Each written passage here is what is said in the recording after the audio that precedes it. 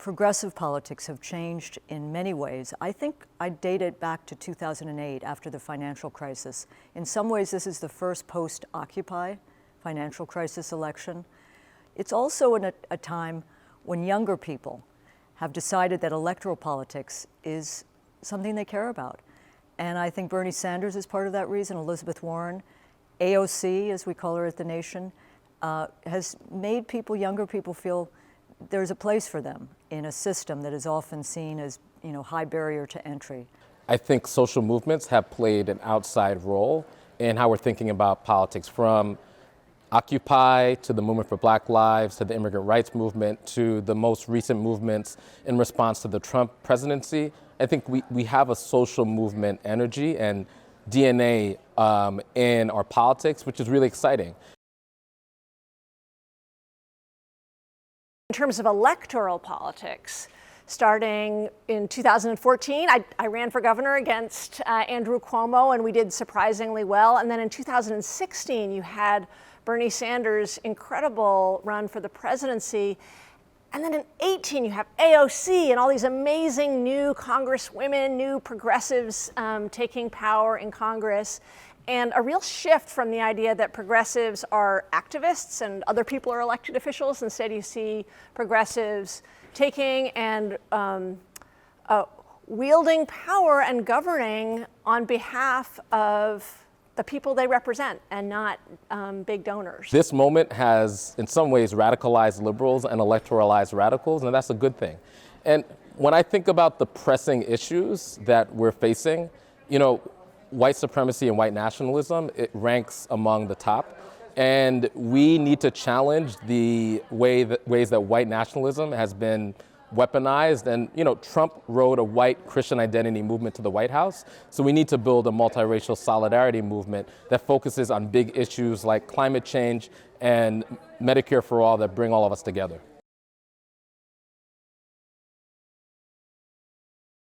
Students, I hate to, how can I speak to students? I mean, I think students have their own mind. And I would just say go with what you're passionate about and be committed and learn as much as you can about an issue that moves you, and try to speak to others and educate others so that they are persuaded that this is an issue that must be addressed. Of course, I think, the Green New Deal, climate, has moved a generation, a younger generation than those at the new school, 12-year-old, 14-year-olds.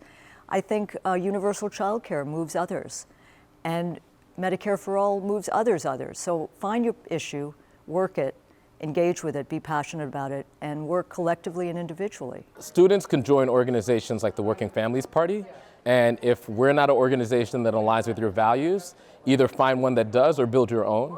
I think campuses are great laboratories for expression, and they're where ideas get developed.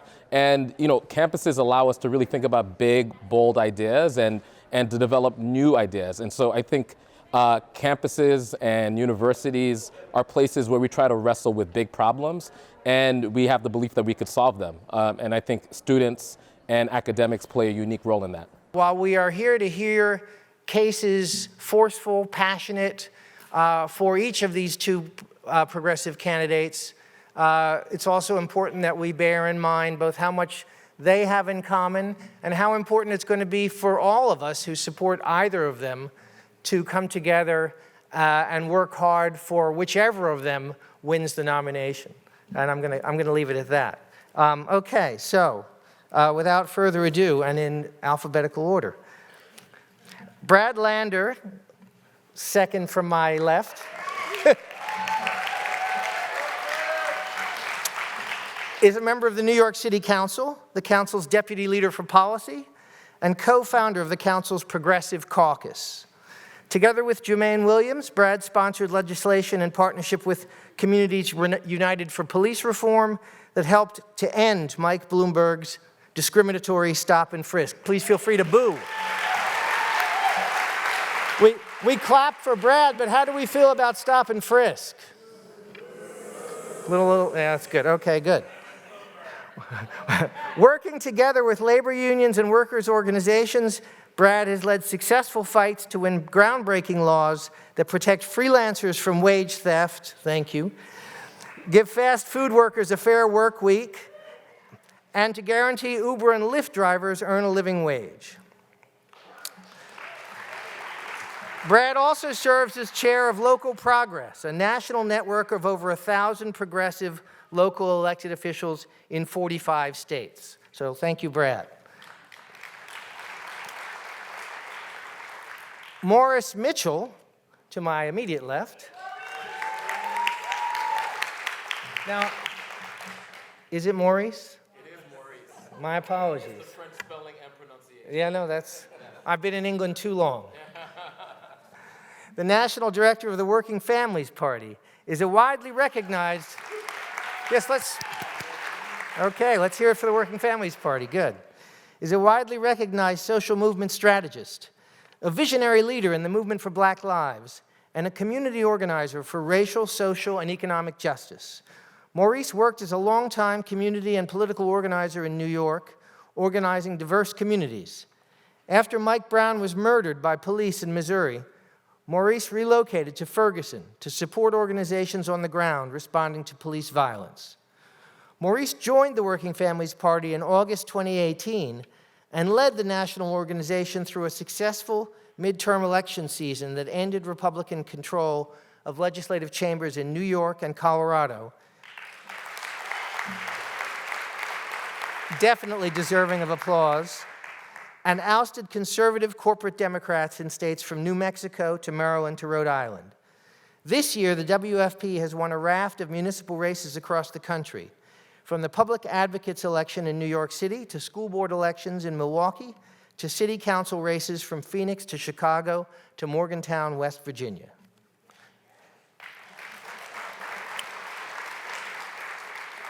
All right. Bhaskar Sunkara on my far left is the founding editor and publisher of Jacobin magazine. I'm going to interject a small commercial here and say that if you don't subscribe to Jacobin magazine, you should. I was going to say, because I believe what I read on Twitter, always a mistake, that Jacobin is 21 and therefore we should buy them all a drink. You can't yet buy them a drink, but you can buy yourself or your friends a subscription, and I recommend you do. I always learn something from Jacobin.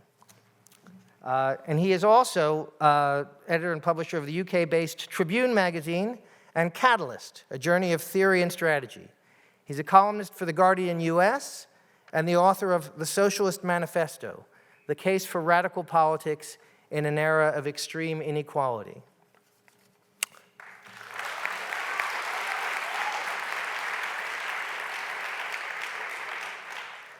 And last, but by no means least, my friend Zephyr Teachout, and I'm sure you can figure out which one is Zephyr, is an associate law professor at Fordham Law School, the author of 3 books, including Corruption in America, a book I also recommend you buy, and the forthcoming Break 'em Up. She's a leading anti-corruption scholar and lawyer, and her work appeared most recently in the House Judiciary Committee's impeachment report. She is one of the few, sadly few, emoluments experts. Don't laugh, it's a really important subject. And if there were more emoluments experts, there would have been a much stronger article of impeachment. And was a lawyer on the first ongoing case against Trump for taking foreign governmental money, a case that is still ongoing in district court here in Manhattan. She has run for office, endorsed by The Nation magazine, I'm proud to say, most recently for New York State Attorney General, where she was also endorsed by the New York Times. Yeah. And she is a proud member of The Nation's editorial board.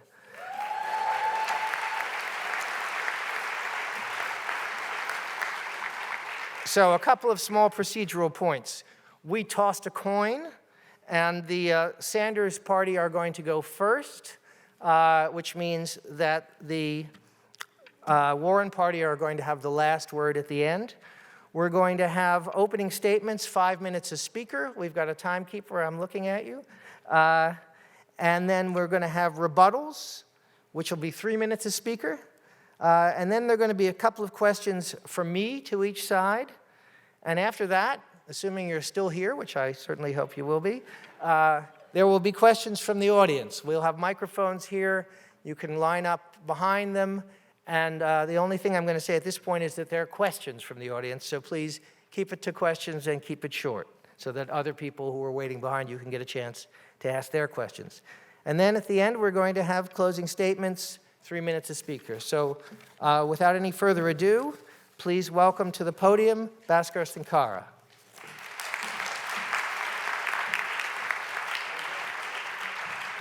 All right. Well, to begin with, thank you all for coming out on a Monday night. And thank you so much for everyone taking part. You know, I really appreciate the invitation. I learned how to canvass kind of well. I'm still a pretty bad canvasser, but my first attempt at canvassing was when I was 15 or 16. I was in high school and I was canvassing for Andres Stewart Cousins, and that was Working Families Party. Backed race, and I think anyone who's lived in New York for a long time knows the kind of positive role of the Working Families Party. You know, Brad seems kind of nice too. Yes, and he claims he read my book, which I'm, you know, sales have not been good, so I can't afford to turn back anyone. So I guess I'll begin by just offering a positive case for Bernie Sanders, and I'll break my case into 3 parts. The first is that Bernie Sanders is the candidate with the deepest and most substantial background on the left. You know, this is a candidate who joined the Young People's Socialist League in the early 1960s. I mean, that, again, is probably the only drawback to Bernie Sanders, which is his age. I was reading Our Revolution, one of his books, lately, and he was complaining about how the Dodgers leaving Brooklyn taught him that capitalism is bad. And it was a very good sentiment, but it worried me a bit. I was like, that one we need to strike from the stump speech. But with his early experience on the left, with his experience in Yipsel, with his experience in the civil rights movement, with his experience doing labor organizing in the 1960s, he was left with a profound vision of how to make change in this country. And that was a vision that's fundamentally a vision of class struggle. The idea that the wealthy and powerful that control this country won't give up anything without a fight, and that we need to organize ordinary people into a broad-based coalition for change. And I think there's a simplicity to what Bernie Sanders says. There's a repetition, there's a moral clarity that comes from this early training. And I think he's held firm to his convictions over the years. I think what's important to note, and I'll get into later, which is that Bernie Sanders is an outsider in Washington, but he's not a fringe radical. This is someone with a long period of experience. This was someone in the 1980s who, in a still relatively conservative state, and relatively conservative, though changing Vermont, was able to take power in Burlington and was able to successfully govern and administer an executive, even with hostility from the city council. This is a candidate who ran independent races throughout the 1990s and who outperformed Democrats. He outperformed Democratic candidates at the presidential level and even the most conservative parts of Vermont, like Vermont's Northeast Kingdom. This isn't a candidate that just has a fringe outsider vision, says a bunch of stuff, and rallies the base. This is someone who actually was able to even work with the Republicans and get, when he was chairman of the Veteran Affairs Committee, get real benefits and real gains for veterans and their families. This is someone who's been able to participate in Washington while maintaining a profile as an outsider, and I think that's a perfect combination for a candidate. The second point is that he's a candidate that already has a mobilized and activated base. He has a small dollar fundraising base that rivals any other candidate in the history of the United States. It's the reason why he's brought more money into this race than any candidate other than the billionaires. He has activist energy, he has a mobilized constituency, and his base already has a mass character. A lot of what the Democrats were complaining about during the debate, the fact that Bernie Sanders has some supporters saying certain things on social media, and there's a certain chaos to that discourse. Of course, we would condemn some of the statements that were made, but they're a testament to a candidate that has a mass character. You know, this is a candidate that has activated, engaged, and mobilized people. Most importantly, Bernie Sanders is the most electable candidate in a general election. No doubt, Democrats have different pathways to victory. Perhaps a Biden as a nominee would have a greater pathway in Florida compared to Bernie Sanders or North Carolina. Perhaps Bernie Sanders' best pathway to an electoral majority is in the upper Midwest, and so on. But we know that even though only 1/4 of Americans identify as liberals, there's almost 2/5 that support Medicare for all, that support a Green New Deal, that support federal action on jobs, that support a shift in the US free trade agreements. Now, this is the type of coalition that goes beyond just the liberal coalition. And finally, this is the coalition that is more than just the ideological left. This is the mass base of American egalitarianism. And I think Bernie Sanders is the only candidate that can really mobilize that base.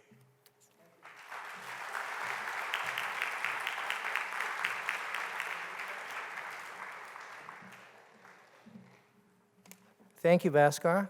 And now we're going to hear from Mo? All right, from Maurice. Good evening. Oh man, this must not be Manhattan, we'll try that again. Good evening. Okay, well, it's a pleasure to be here with all of you today. It's especially great to be sharing the stage with Don, Zephyr, Bhaskar, and my debating partner, Councilman Lander. You know, one of the things I find most inspiring about Elizabeth Warren is that time and again, she has placed the critical importance of building a strategic and generous movement ahead of making the case for herself. So we want to take a page from that playbook tonight, and even as we debate the merits of these two outstanding candidates, we hope that our joint desire is to build a stronger movement together that will outlast any candidate or campaign. It's the only way, yep, okay. Now, that's the only way we'll build the future we all want to see. But let's dig in on Elizabeth Warren. So Elizabeth Warren didn't start out as a progressive. Famously, she didn't even start out as a Democrat.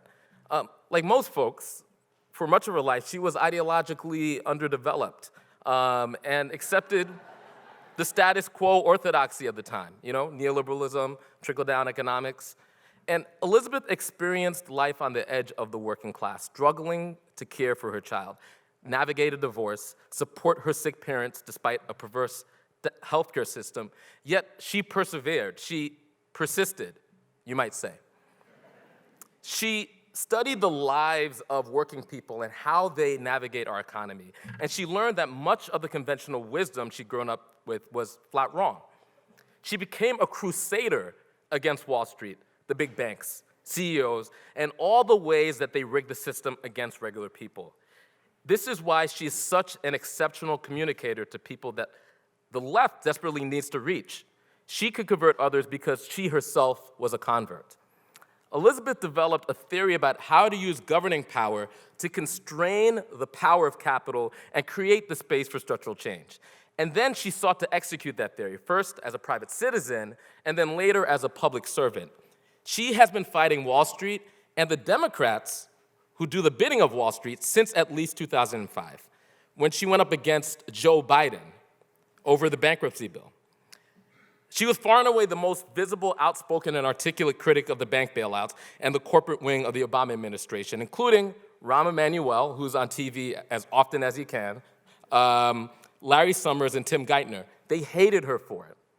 In short, Elizabeth is tough, smart, and she knows how to kick billionaires and Wall Street financiers where it hurts. And if you didn't know that before, last week's debate in Nevada should have made that pretty clear, right? Yeah. But while I have a plan for that has become the catchphrase of the campaign, what's most impressive about those plans isn't their rigor or nuance or ambition, it's the fact that they represent a cohesive and coherent worldview. You can see it in how all of those plans build on each other. There's no one Green New Deal plan, for example, because she realizes that the climate crisis is so vast that we have to fight it on every front, from trade to foreign policy to infrastructure. And like few other candidates, Warren has applied a racial and gender analysis to all of her policy proposals. She gets on a gut level how one-size-fits-all solutions don't work.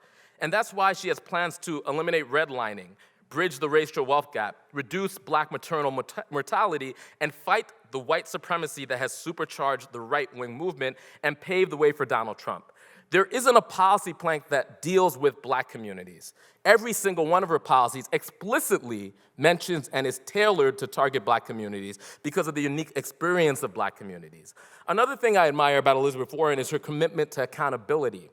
Throughout this campaign, Warren has shown an incredible willingness to change in response to evidence. You see that in the accountability pledges she's taken with groups like Black Women For. She developed her disability plan with the assistance of people in that community. This speaks more about her commitment to inside-outside organizing rather than simply signaling wokeness, right? These plans were put together in partnership and dialogue with movement-building organizations, and that's how the governing work will happen too. She's drawn from accredited Kirsten Gillibrand in her family leave proposals, same with Kamala Harris and her outstanding reproductive health plan. She took the best of Cory Booker and Kamala Harris's plans and shared a marijuana legalization plan yesterday. And Jay Inslee's plan, his groundbreaking plan on the Green New Deal, she took it in total. Elizabeth isn't a prophet, she's a partner. She doesn't just teach, she listens. She can collaborate and struggle with grassroots movements to build the forces on the outside while keeping her eyes on the levers of power inside, and that's a big part of why I'm proud to support her. Thank you.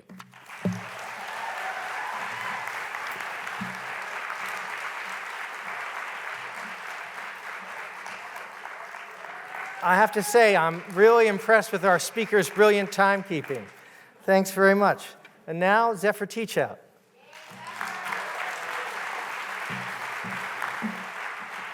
Good evening. I am so excited to be here tonight. How does it feel, progressives, to be at the center, to be the center of the gravity of the Democratic Party?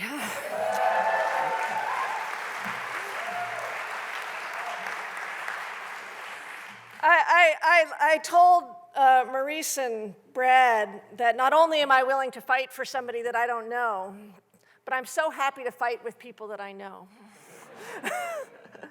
I have so much deep respect for the national leadership, and for Brad also in New York, but also the national leadership that Brad and Maurice have shown in building the progressive movement to the extraordinary moment it is today. And I just want to echo Maurice's important, serious moral call, because this is actually about our coming together is actually about the well-being of all the people in this country, is we are in this fight together. And if you ever have a moment where you're feeling a little, it can be hard, where it's like, there's two candidates and I love them so much, and you feel the tension, first of all, remember Mike Bloomberg, and that we have to make sure that the Democratic Party is the Democratic Party for people, not for oligarchs. And second, and I'm going to talk about Bernie in a second, but I actually think it's been really important that we have had not one but two strong progressives in this race. I think that has been incredibly valuable in shifting the center of gravity this year. So I've known Bernie Sanders a long time. I was 22 years old, and I saw a notice in the newspaper saying, "Come talk to your Congress member about NAFTA." I was telemarketing at night for money. I was living in Vermont, which is where I grew up. And so I took the elevator up to a brown bag lunch. And in those days, brown bag lunches included bringing your peanut butter and jelly sandwich, which I brought. And listened to Bernie Sanders talk about his recent visit to Mexico, his serious conversations with workers in Vermont, and his decision to oppose NAFTA because of what it was going to do to workers. That was 1994. Now, think about 1994. Actually, it was the fall of 93. 94. The bloodbath, the Gingrich Revolution. Democrats lost seats all across the country, but not Bernie Sanders, who won in Vermont against that Republican onslaught. And I remember talking to a woman in her 80s that year.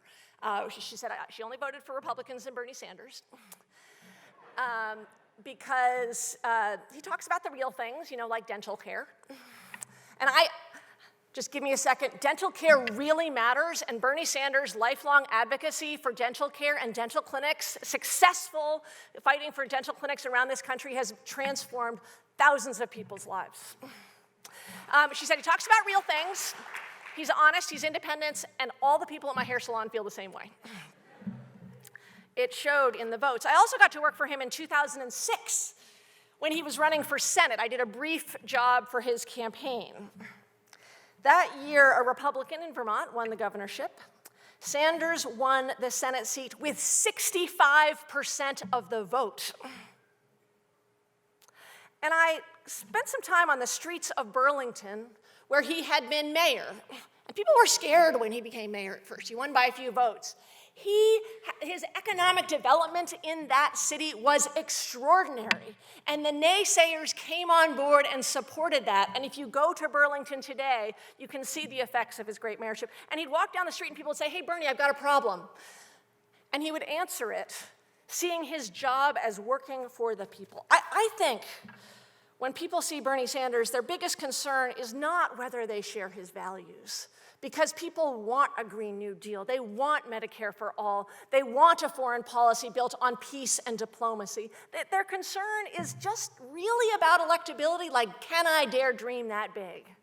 I will tell you, he has won the most votes in Iowa, he won New Hampshire, and he won Nevada with an extraordinary coalition, including moderate voters, and an overwhelming majority of the Latino vote, which is really gonna matter for the presidential election and gonna matter enormously for down-ballot races.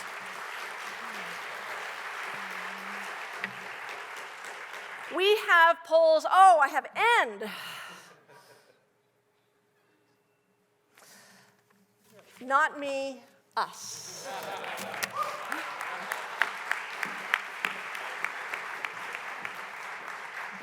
Thank you, Zephyr. Remember, they'll all get another bite. And now, Councilman Lander, thank you.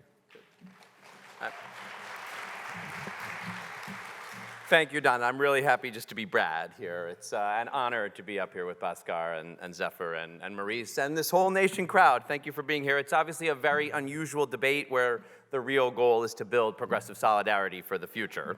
I want to drill down on Elizabeth Warren's theory of change and her interconnected approach to governance. And the model for this is obviously the Consumer Financial Protection Bureau, one of the shining progressive successes of recent decades. And to make it a reality, Warren, then just a law professor with no formal power, used a canny inside-outside strategy to overcome stiff resistance from Wall Street, from Republicans, and even from within the Obama administration. And when she faced efforts to water it down, she fought like hell. My first choice, she said, is a strong consumer agency. My second choice is no agency at all and plenty of blood and teeth on the floor. My 99th choice is some mouthful of mush that doesn't get the job done. Warren understands, like few politicians, that you need a firm grasp of the plumbing, of the institutional forces, of how corruption rigs the system, and you need outside pressure from activists and people mobilizing to win any kind of big structural change. And I really admire that work, especially as an elected official. That's how we won the fight on stop and frisk. That's how we navigate internal forces to make change. That's why we joined the fight for 15 to turn poverty jobs into dignified ones, understanding the plumbing and teaming up with activists who are building the power for change.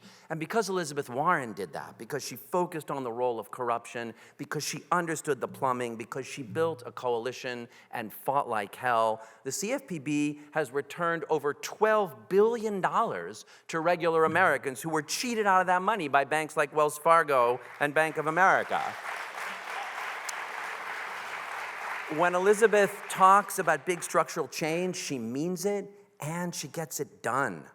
That's why corruption is first on her agenda, something I know very important to Zephyr, because unrigging the rules is critical to weakening the stranglehold of organized money on our system and opening up the doors that make change possible. That's the logic she would bring, not just to making the CFPB, but think about it, the EPA, HUD, the Justice Department, into agencies under her leadership that work for people and not just for the powerful. You could see that same logic in her 2-cent wealth tax, focusing on the corruption of wealth inequality, and then using governing power to deliver universal child care, public education, debt-free college, confronting the affordability crisis that is squeezing millions of families. And her healthcare proposal, which I'll be glad to talk about in questions, is really another good example of her plans to strategically use government power to push what's possible, even if it isn't yet. Now, of course, having the best governing strategy doesn't mean much if you don't win. And the central question that has hung over her campaign is electability. Now, let's be honest, a lot of that is simply sexist bias. It is. I'll say more about that later. But still, we do need to focus on the question of who can beat Trump. Now, as Maurice said, anybody who watched that Nevada debate has to love seeing what she could do on stage against an arrogant billionaire. And actually, let's pause here for one more quick straw poll. Regardless of who you would support, who here would love to see Elizabeth Warren take on Donald Trump one-on-one on the debate stage? All right, thank you. Elizabeth defeated a popular moderate Republican who was backed by Mike Bloomberg in a state that keeps electing Republican governors, and she didn't just win. After she won that fight, she became a symbol of resurgent progressivism, willing to take on CEOs and billionaires, bringing the fight for working families back to the US Senate. Now, we have to win this year, but we also need to build durable power for the long run so we don't wind up right back here again. And that's why that theory of change is so key for the longer term. Focus on corruption, understand the plumbing, build a big coalition, fight like hell, unrig the rules, make sure those who have been excluded by racism and sexism and the abuses of power see themselves in the fight, use the tools of government to deliver broad, tangible benefits, repeat. And I'll let you in on a secret, that is really every one of the plans. It's the difference between transactional politics, where maybe you win but you feel deflated by compromise, and transformational politics, which is still step by step, but where you move inexorably toward that bigger vision because you are winning each time and you see that something is possible. That's what legendary Democratic socialist Michael Harrington called visionary gradualism, and it is what Elizabeth Warren can deliver better than anybody else. Thank you.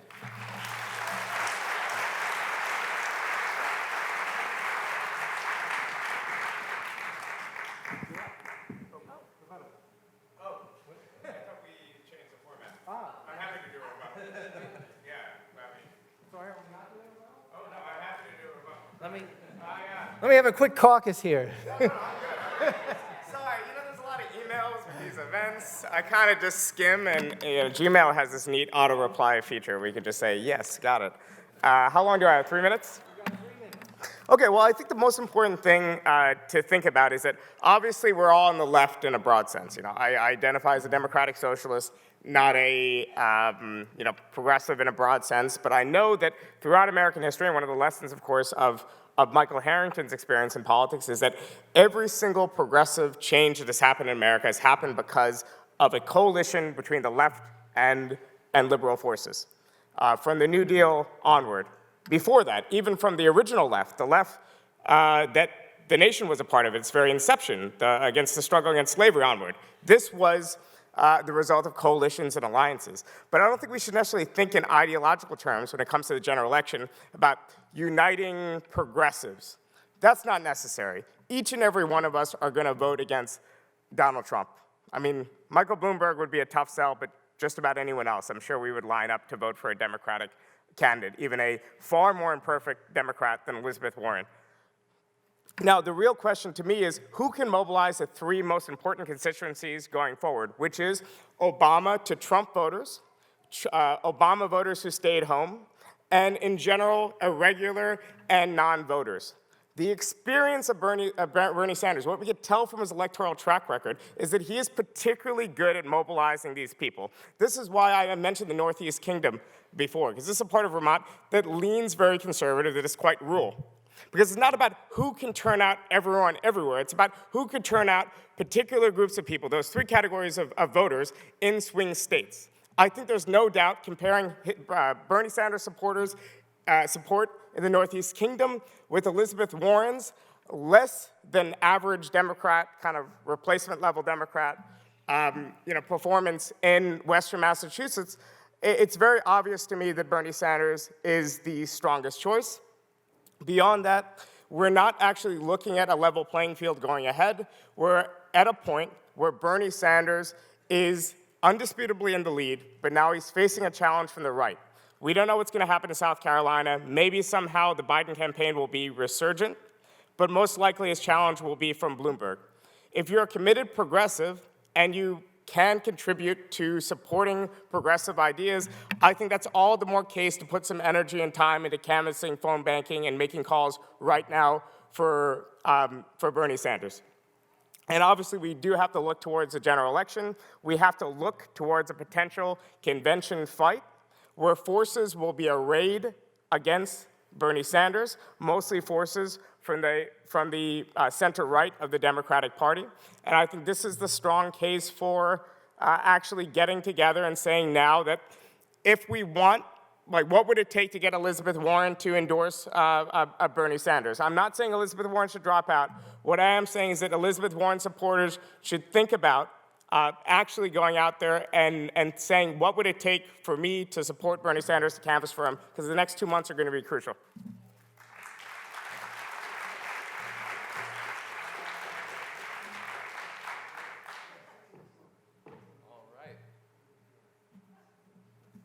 Okay, so this is off the top of the dome. Let's go. So, a few things. So in the green room, we were talking about this this notion that there are very discrete lanes in our politics. Like there's a moderate lane and a progressive lane, and people aren't lanes, right? And I was door knocking in South Carolina, and I was having a conversation with a woman in a barbershop who was persuaded by my arguments and said, don't get me wrong, I'm a Democrat, I'll probably vote for, your candidate, but, there is common ground with Trump, I do agree with the wall, for example, right? And so our people are ideologically very mixed people.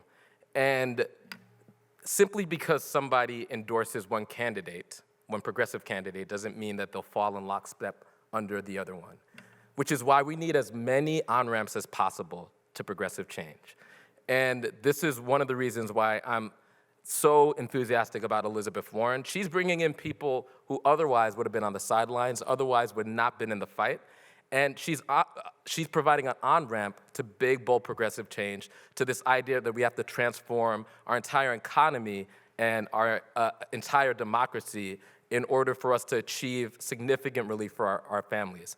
I think that is one of the contributions that she's made on the ground. That's one of the contributions that she's made on the debate stage.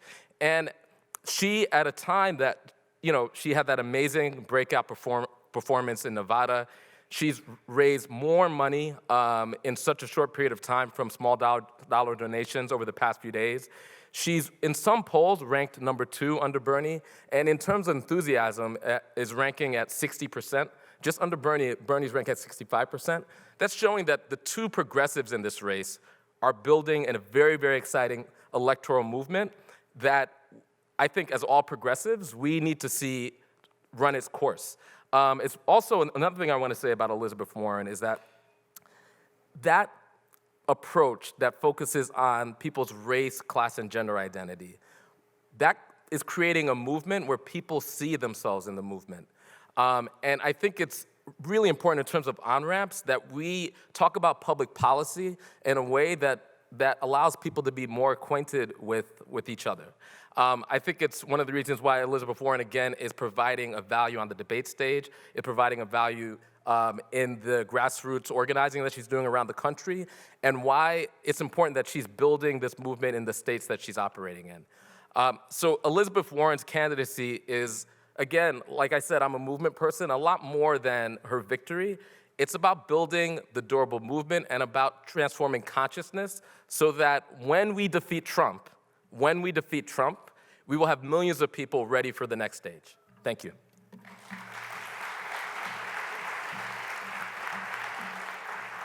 So I'm going to call the other two rebuttal speakers in a second, but I'm just going to seize the mic for a minute. to ask whether any of you, while you're talking, or we can do this later, I mean, I can ask moderator questions too, but you know, there is that question mark in time to choose, and there's the question of delegate math. I mean, when you look at polls, one of the number that leapt out at me after Nevada was the fact that together, Sanders and Warren were well over 50%. So the question is, or maybe a question you might want to consider, either in your rebuttals or going forward, is, you know, does it make sense for both candidates, regardless of how they're doing, to stay on to the end or not? And if not, why not? And if yes, yes. If you don't answer it now, I'll ask it again, but I thought it might be something you might want to consider in your rebuttals.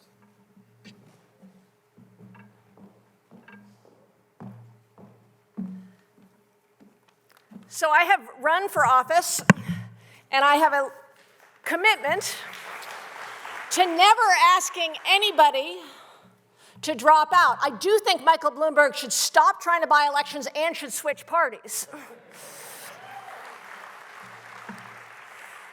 But there's some real urgency here because we do have to defeat Donald Trump. And right now, the Bernie Sanders campaign and the trust that he has built across class and race, across every demographic. A new poll today shows him leading nationally among African Americans. He has been leading among Latino voters. He is leading under voters, he's leading across the board, and he's leading extraordinarily with voters under 45. But he is also leading Trump by the largest margin of any candidate, 7% in Michigan. He's leading Trump in Pennsylvania. He's leading in Virginia, the swing state, with the largest margin of any candidate. He's outperforming every other Democratic candidate in Texas against Donald Trump. And that is on top of polls showing Sanders beating Trump in Wisconsin and Pennsylvania. And these are not hypothetical polls. This is not an unvetted candidate. This is a candidate who people know. They know how he calls himself. Some people know all kinds of things about him that aren't true. But this is one of the most well-known politicians in the country whose smears have been thrown at for 4 years, and he is outperforming Trump right now. And I do think it is urgent that we take this moment to join this campaign, do your door knocking, do your phone calling, because we must come together to beat Michael Bloomberg and to beat Donald Trump. The other thing, there is no more pro-worker candidate in recent American history than Bernie Sanders, and the working people of this country know that. The Spectrum workers on strike in the longest strike in New York City know that because he calls them out, he stands on the picket line, and I ran for office in 2016, and I'll tell you, I had union supporters who were door knocking for me, but I know that they weren't necessarily supporting Democrats. He has deep, deep labor support, and when he is president, President Sanders will be able to take the extraordinary trust and transform this country so we can have more equality. Even right now, using his existing platform, he has pushed both Disney and Amazon and forced them to raise their wages for people who are working for Disney and Amazon. Now imagine what he can do when he's president.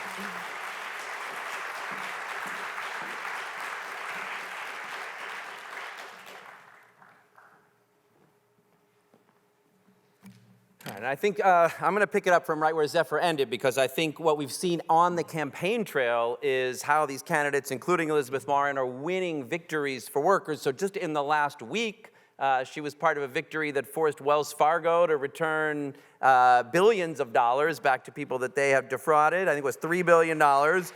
And also forced another employer to release at least 3 people from non-disclosure agreements that they had been bound to.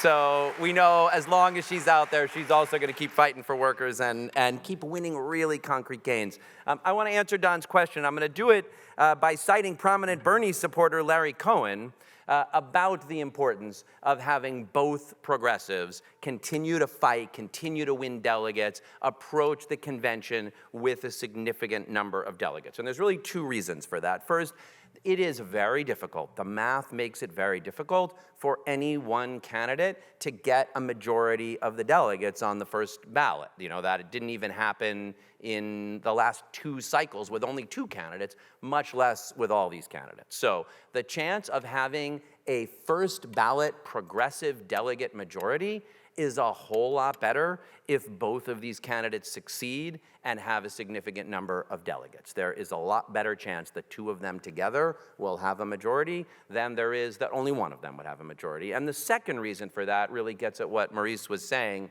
you know, this idea of a progressive and a moderate lane, as though if one of them would drop out and endorse the other, the vast majority of their supporters would move. It just doesn't look true, and it doesn't look true in either direction. It does not look true that if Bernie were to drop out and endorse Elizabeth Warren, that the vast majority of Bernie's supporters would vote for her, and it doesn't look true that the vast majority, hopefully a majority in either direction, but with lots of leakage. And so that means in each of the remaining primaries and caucuses, we are better off with them both in the race. Now, I will answer Bhaskar's question, because as I'm a proud Elizabeth Warren delegate.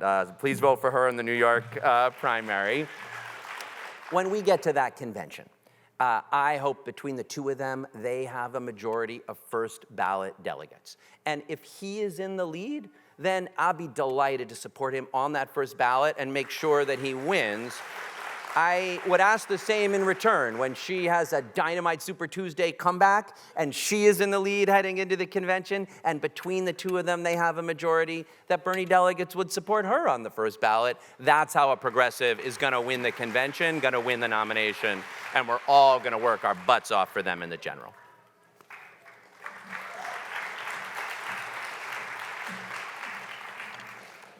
Thank you. I think that's been terrific. Can we have a hand for our panelists at this point?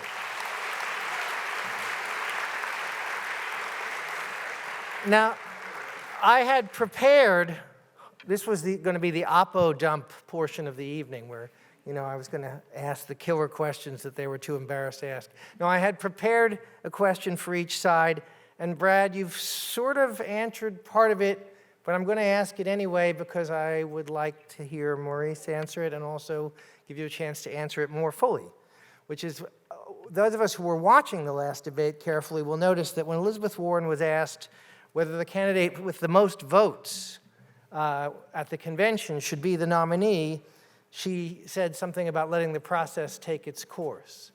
You've suggested that your own personal view is that the candidate with the most votes, certainly between these 2, should be the nominee. But I would like to ask the Warren supporters where you are on the, with the most votes comes to the convention, should they be the nominee? Do they have a moral claim on the nomination? Sure. So in the scenario that Brad laid out, I think absolutely every progressive should align in that way. Now, Michael Bloomberg is inundating our process with hundreds of millions of dollars, and he has unlimited spending. In the scenario where Michael Bloomberg successfully buys enough delegates to have a plurality, I'd like to think that we would not honor the nature of that bought plurality.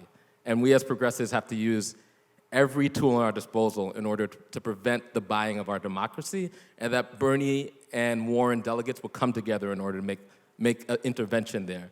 So I think we need to have as many tools at our disposal, because this is still a very, very fluid race where we have an unlimited spender attempting to buy our democracy and buy delegates in order to specifically play a role of kingmaker in that brokered convention scenario.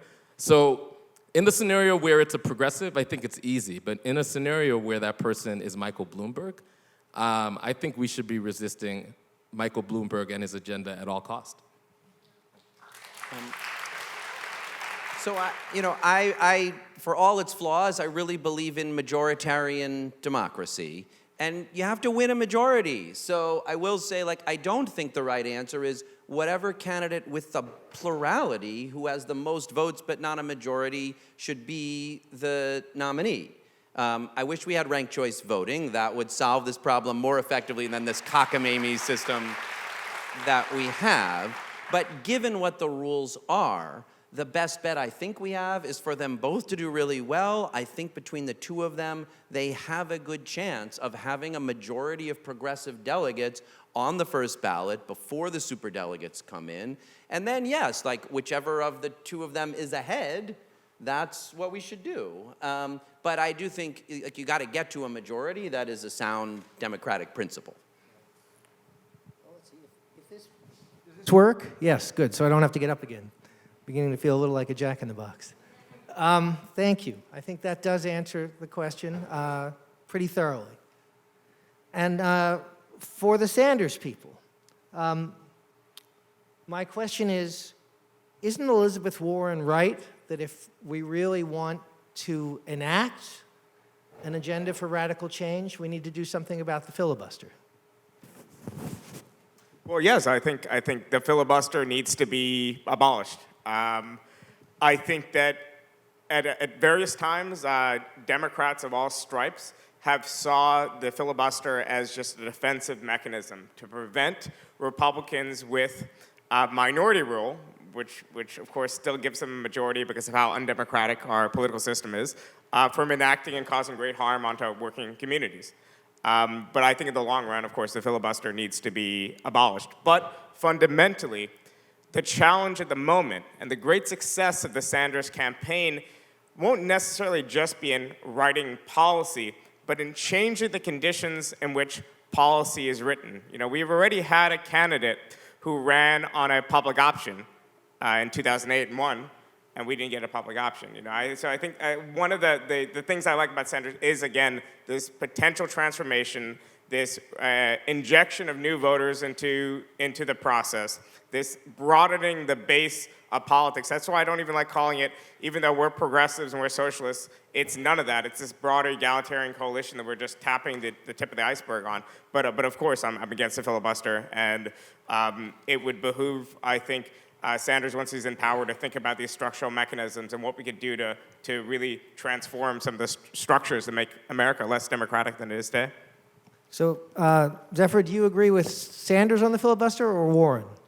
I think I largely agree with what was already said. I think that there's a kind of politics where we look for the one or two things where there's an area of disagreement. Like I really like democracy dollars, the democracy vouchers, which Sanders supports and Warren hasn't come out in front. And I think it's really important that Sanders support it. But I'll be honest with you, that policy difference is not the reason I am supporting Bernie Sanders. And I think we sometimes use areas of difference, and we just have to be honest with ourselves about like the real reasons. I support Bernie Sanders because I think we are in a transformational moment in American politics, and he has proven that he can build a cross-race, cross-class movement that can not only defeat Donald Trump, but radically change the power people have over their own lives, and too many people are suffering right now. I also believe he has the power. One of the things I think people miss about Sanders is how much the campaign is actually about loving each other and taking care of each other. And they may miss it, and especially elite pundits, because he's angry. And he's angry because there's people, billionaires and big corporations, who are responsible for the suffering. But only once we understand the correct target, the real block of power in this country is, although I agree with you about some rule changes, the real block of power that we have in this country is big corporations and billionaires. That is the real block of power. And he has done more than anybody in this country in letting us know that we do not have to live in this inhumane, unequal system. And that's the real reason. I don't know, none of us all agree on everything. That's not the point. Okay, thank you.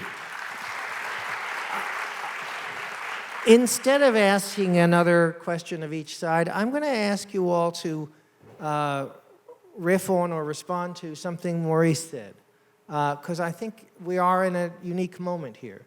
We are in a moment where there's a democratic process which is playing itself out, but which is being distorted by a kind of black hole, or whatever you want to call it, of huge amounts of money being injected into the system. Which attracts media attention, it attracts hangers-on. it attracts all sorts of fawning. It attracts mainstream corporate support. So, Maurice, what you said that struck me is you said we must do what we can to defeat Bloomberg at all costs. And I guess my question, and this is an open-ended question, I don't know my answer to it, but I'm really interested in your answer, is what do we do if Bloomberg buys the Democratic nomination? Bhaskar, you want to take well, I mean, I think we'll find out soon what happens, and I believe that people will reject Michael Bloomberg and what he's doing. I think he's going to win over a layer of voters that are just tuning in, but a lot of the voters who are watching Bloomberg ads and kind of misleading ads and make it seem like he was endorsed by Obama, and are probably going to be probably low propensity voters that are less likely to turn out. I hope they turn out, by the way. I think in the end, what he's going to do is prevent the consolidation around Biden.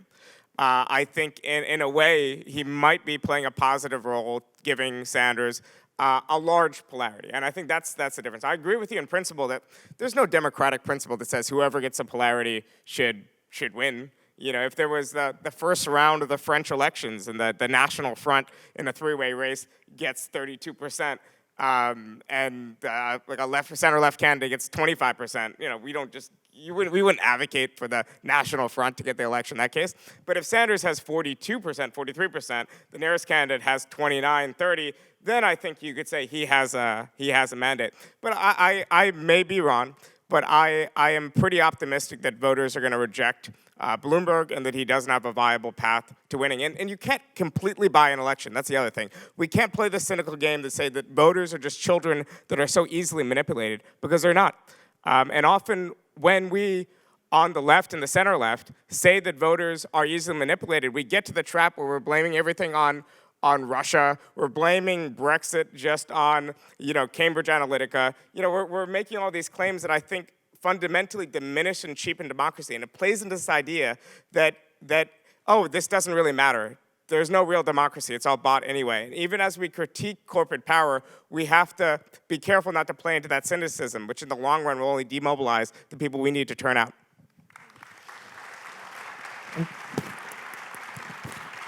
Zephyr? Because I study corruption, and therefore Aristotle, I just have a brief thought about Michael Bloomberg and oligarchy. According to Aristotle, oligarchy is the selfish rule of the few.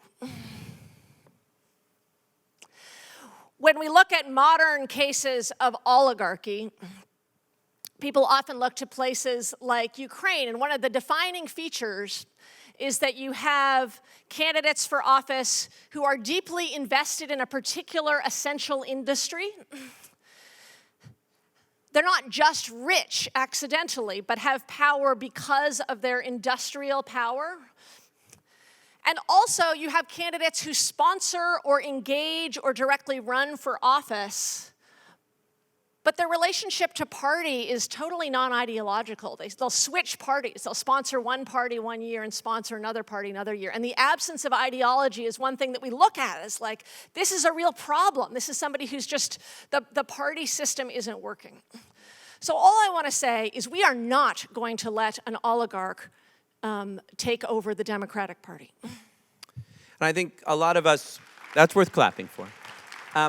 A lot of us in the room who fought Bloomberg on so many things right here in New York City, we have a responsibility in the coming months to make sure people know. There's been a lot of focus rightly on stop and frisk and on the non-disclosure agreements, but let's look at the list. He used the NYPD to surveil Muslim students associations and mosques and turn it into a spying force on innocent people because of their religion. He required people to be fingerprinted to get food stamps. He made it harder if you're in a homeless shelter to get a subsidy to get into permanent housing because he thought otherwise people would flock to the homeless shelters. And then he even made it harder to get into the homeless shelters, telling people you're not really homeless, go back to your sister's couch or your abuser's apartment. He used the NYPD to crack down on Occupy and on the RNC. you know, like we've got a long list here of things that we need to remind Americans, this oligarch is not a Democrat. We cannot let him lead our party. And I think, you know, one thing that happened on the debate stage, obviously part of what happened that was Elizabeth was brilliant, but he is uncomfortable. But a second thing that happened is that he's uncomfortable because he's trying to run as a person he's not. You know, like he really believed all those things he did when he was here. He defended them to the hilt. He thought that was the right way to govern. He still thinks that's the right way to govern. And you can, in ads, present a different persona than the one you have, but it's very hard to get up on stage and pretend to be someone that you're not. And I think the more we can keep the heat coming, the harder it will be for him to persuade voters to vote for him, and then we won't have to confront this problem because he won't be the nominee. Tonight he is skipping a town hall. I think the reason's obvious. He doesn't want more exposure where he actually has to show who he is. So, yeah, the only thing I'll add is the thing that to me is more shocking than Donald Trump's bombastic demagoguery, and that form of racism is Michael Bloomberg's sober racism, all right? And, yeah, you could.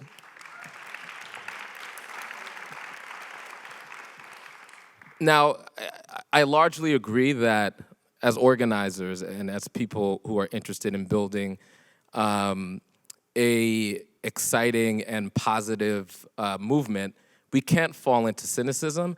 At the same time, we can't be seduced by American exceptionalism and think that somehow our democracy is impervious to all of the things that have allowed democracies to fall to oligarchs. And if we take that seriously, then I feel some level of optimism that Michael Bloomberg won't buy our democracy, right? We can't be passive about it. We need to be active and engaged in order to make sure and ensure that it doesn't happen. Thank you so much again for coming and for you know, taking seriously the debate. The amount of people speaking and lining up to speak per audience was you know, very impressive. So obviously people feel very passionate about this. So I must say, if you're a progressive, if you're a leftist, if you're a Nation reader, if you're a Nation editor, writer, whatever, congratulations, because this is your moment. This is the moment we've been waiting for. A presidential candidate who espouses our core beliefs among left liberals is the front runner for the Democratic nomination.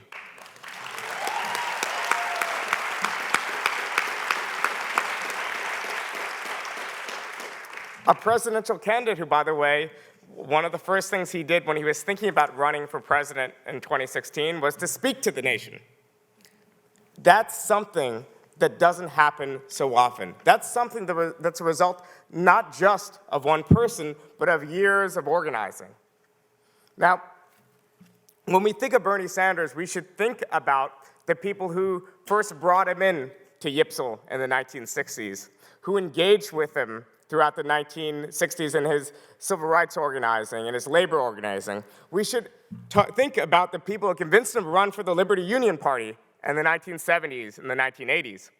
But then we should think about what Bernie Sanders managed to do for himself, how he managed to take his leftist training and his core moral commitments against oppression and against exploitation and turn it into a broad-based popular program, to turn it into a narrative that's attracted the support of a majority of Americans. In head-to-head polling, Bernie Sanders is beating Donald Trump. The message of the American left, taken into a popular vernacular, is beating Bernie Sanders. I don't think Bernie Sanders needs to be pressured by the left. I think he embodies much of the left. And I think he embodies a new way to talk about politics and a coming social democratic majority that will not just govern for the next 8 years, will govern for the next 16 years, the next 20 years, and be able to finally transform the United States into the country that it should be. Thank you.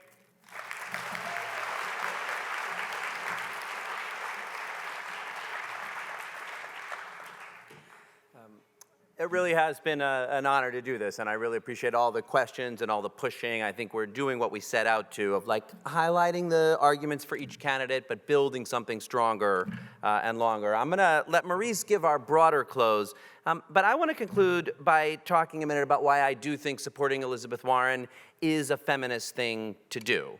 And that's not to say Bernie and his supporters and Bhaskar and Zephyr aren't strong feminists. I've seen them on the front lines. I've seen Bernie on the front lines of these issues. But I do think it is a moment to like step up and look honestly at this question. And if you're a Warren supporter, feel really proud about it. And if you're not, ask some hard questions about what it says about our country.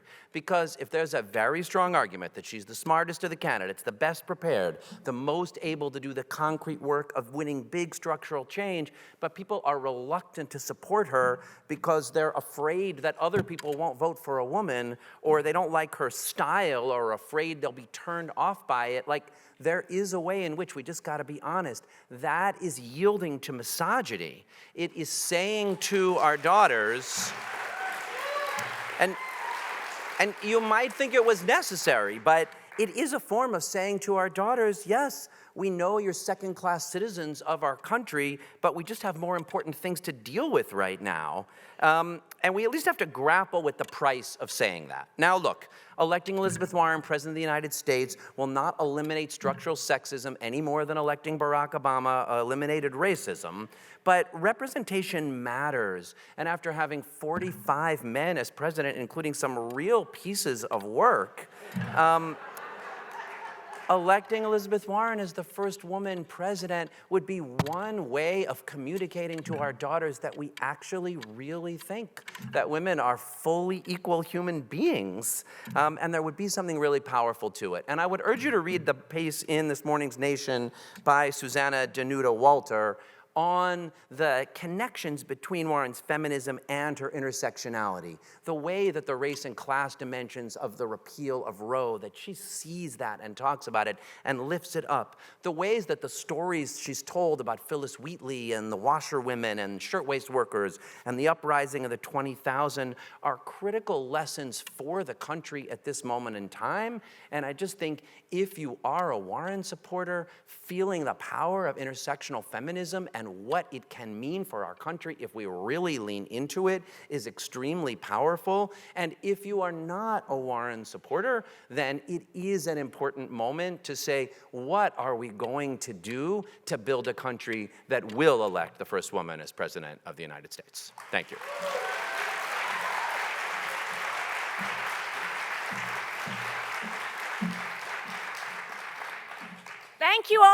Thank you all for being here. Thank you for a great discussion. I support Bernie Sanders because he is the most strong pro-worker candidate. He has been pro-worker all his life, and as President Sanders, he is going to lift up the voices of workers, and we are going to have a new moment for unionization in this country. I support Bernie Sanders because he is an unapologetic advocate for the Green New Deal, for the good union jobs that means, and is honest about the crisis of the environmental threat. I support Bernie Sanders because he's a pro-peace candidate who stood up when it was hard against the Iraq War and organized to fight against the Iraq War, and in this most recent crisis moment showed extraordinary leadership about what he will be like in dealing with other countries. His leadership after the strike was extraordinary. But I also support Bernie Sanders because he represents a politics of love and compassion. And I had a good friend that I knew through sports, who got a phone call that his daughter was being sexually abused. And he wanted to go kill the person who did it. He wanted to go beat him up, or the person who he thought did it. And I and my friends were with him that weekend, and we did not know what to do. We were looking online, like, what are the sources? Because clearly this was the wrong thing to do. He's an Iraq War vet. He himself had a really rough childhood. I was like calling random hotlines. But somebody showed up for him, somebody that he knew, a Vietnam War vet, through group counseling at the VA, and took him to his house and talked to him about why he needed to not do that, why he needed to be there for his daughter. And I mention that because that is a story about the VA, and there is no stronger supporter of veterans than Bernie Sanders, and that is why he has so much support among veterans. I also tell you as a story for why we need universal health care and why mental care is health care. If he did not have access to that group counseling service through the VA, who would he have turned to? But finally, I tell you that as a Bernie Sanders story because it is a story about fighting for somebody who comes from a different background and a different time and taking care of each other. And I want to live in a country where we take care of people who are at different ages, come from different backgrounds, where we fight for people that we don't know. And I see that moment of a new presidency and a moment of caring for others being the heart of the Bernie Sanders presidency. Thank you.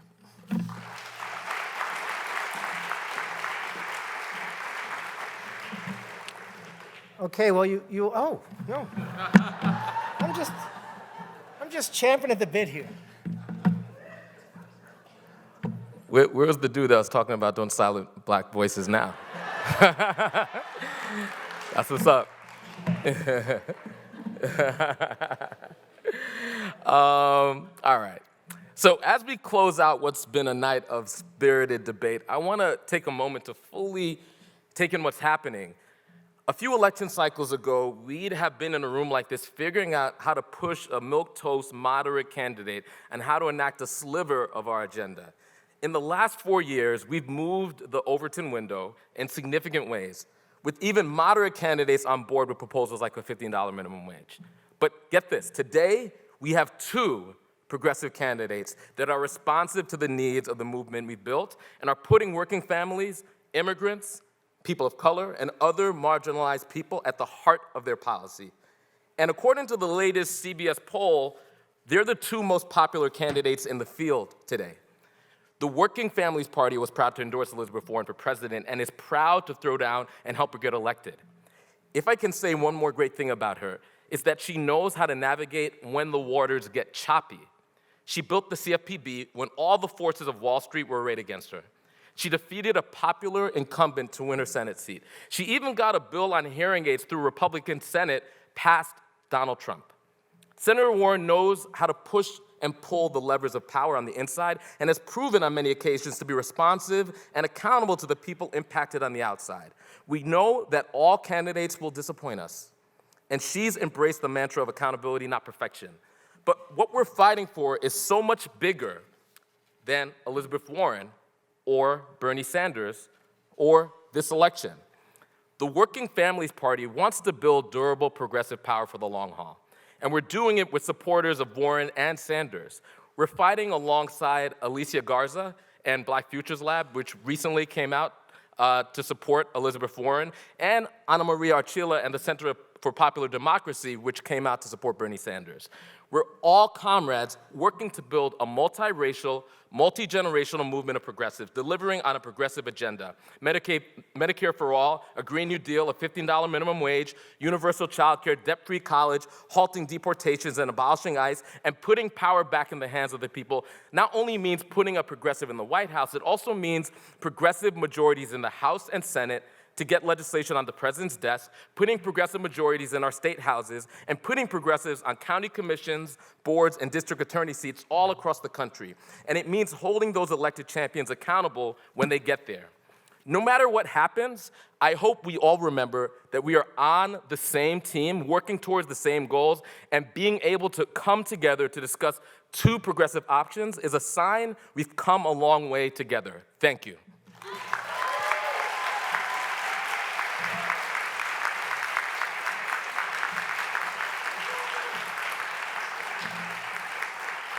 Maurice, do you want to give my close? No silent black voices. So, you've already heard half of what I have to say. I'm not going to say it again, except to say Weren't these panelists fantastic?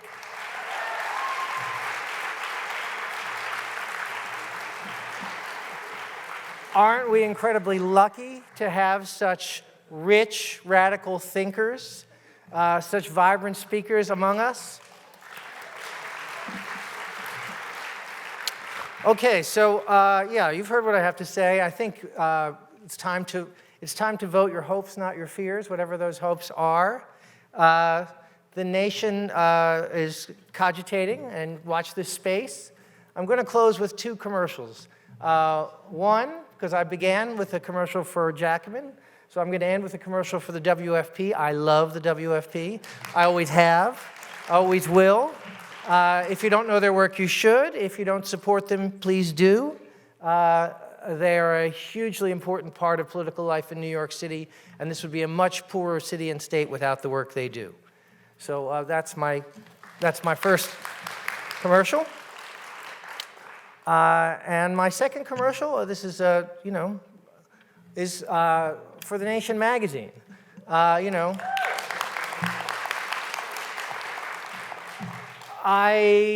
really can't think of anybody else who could have put a night like this together.